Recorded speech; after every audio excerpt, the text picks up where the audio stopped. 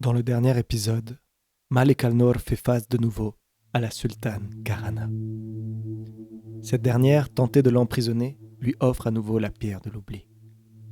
Pourtant, cette fois-ci, elle n'a plus aucun effet, car Malik al-Nour a avec lui la bague d'or magique que son père lui avait donnée. C'est de cette bague, aux inscriptions particulières, dont je souhaite vous parler. Son histoire remonte à il y a très longtemps, aussi longtemps que le temps lui-même ne s'en souvient pas. Au temps où Cyclus continuait de répéter en boucle les mêmes chiffres. 3, 6, 9, 12, 15, 18, 21, 24, 27, 30. 3, 6, 9, 12, 15, 18, 21, 24, 27, 30. C'étaient les chiffres que Cyclus répétait en boucle, encore et encore. Personne ne savait ce qui lui était arrivé. Certains disaient qu'il était allé un peu trop loin dans la forêt enchantée. D'autres affirmaient qu'il avait été frappé par la foudre. Aux yeux de tous, il était fou. 3, 6, 9, 12, 15, 18, 21, 24, 27, 30. Personne ne comprenait pourquoi Cyclus continuait d'ajouter le chiffre 3 de 0 à 30, et puis recommençait inlassablement. 3, 6, 9, 12, 15, 18, 21, 24, 27, 30. Il ne s'arrêtait plus.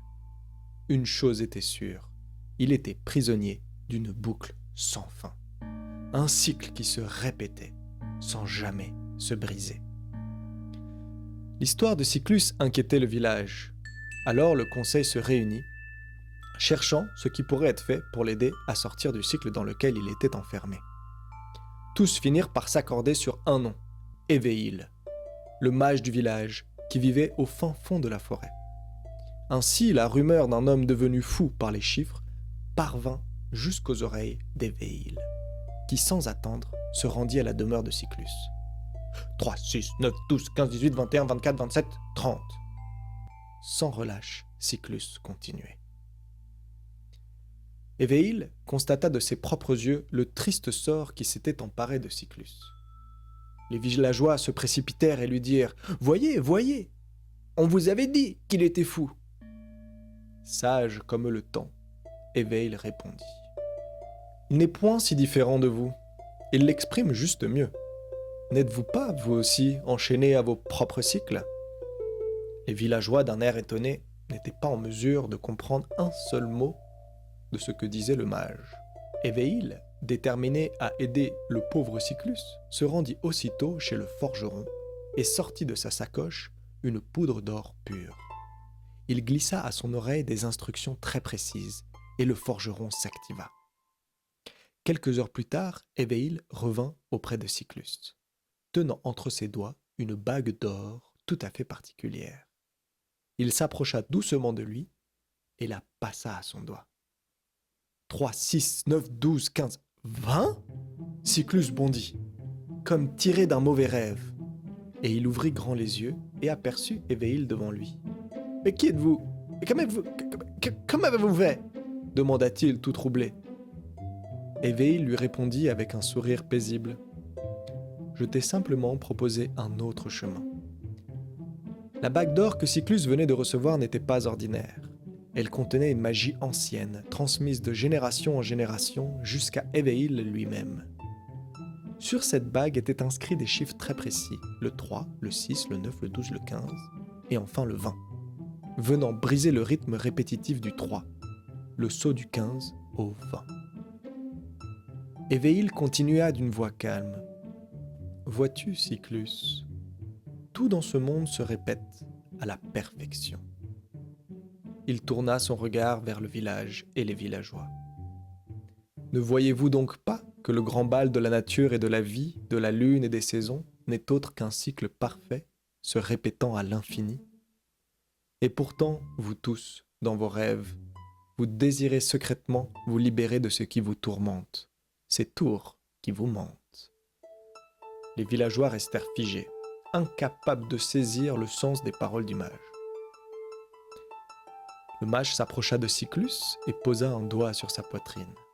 Et il lui dit « Il existe un lieu que nul cycle ne gouverne. Ce lieu n'est pas sur la terre, il n'est pas dans le ciel. Il est là où l'homme cesse de marcher en rond. Éveil lui montra la bague. Cette bague n'est autre qu'une porte à ce lieu. Un long silence s'installa. Vous vous doutez bien qu'aucun des villageois n'eut compris un seul mot de ce que le grand mage venait de prononcer. Ils retournèrent à leur occupation, pensant qu'Éveil était aussi fou que Cyclus. Aucun ne se doutait que le mage venait de leur livrer la quintessence de la sagesse du monde, et l'outil pour y accéder. Ainsi, personne n'eut la bonne idée d'arracher la bague d'or au pauvre doigt de Cyclus. Seulement lui, désormais libéré de ses tourments, avait compris. Il vécut donc heureux pour le restant de ses jours, et emporta la bague avec lui dans sa tombe. Mais la bague, elle, n'en avait pas fini avec sa magie. Les saisons passèrent, les hivers se succédèrent aux étés, des guerres éclatèrent, des royaumes s'effondrèrent, des empereurs, des Césars, des barbares vinrent et repartirent. Et pourtant, contre toute attente, le lieu demeura. Avec le temps, des hommes s'y arrêtèrent, des hommes s'y installèrent et bâtirent. Et sans le savoir, ils fondèrent un village exactement au-dessus des vestiges de Cyclus et de la bague. Le nom qui fut donné au village était Bryanos. Dès ses origines, ce village se montra différent. Il attira à lui des gens venus du monde entier. Des voyageurs, des commerçants, des sages, des guérisseurs, des érudits, des artistes. Personne n'arrivait à comprendre d'où venait cette étrange diversité d'individus semblant apparaître de nulle part. Et pourtant, tous disaient la même chose. Certains murmuraient « Ce lieu est magique ». D'autres affirmaient « Ici, Dieu agit ». Et quelques sages déclaraient encore « Cette terre porte bonne fortune ». Parmi tous les gens qui virent leur destin croiser celui de Bryanos, je veux vous raconter une toute particulière, celle d'Ismaël, le berger devenu roi. Ismaël, comme tous les autres, avait atterri à Bryanos de la manière la plus étrange qu'il soit.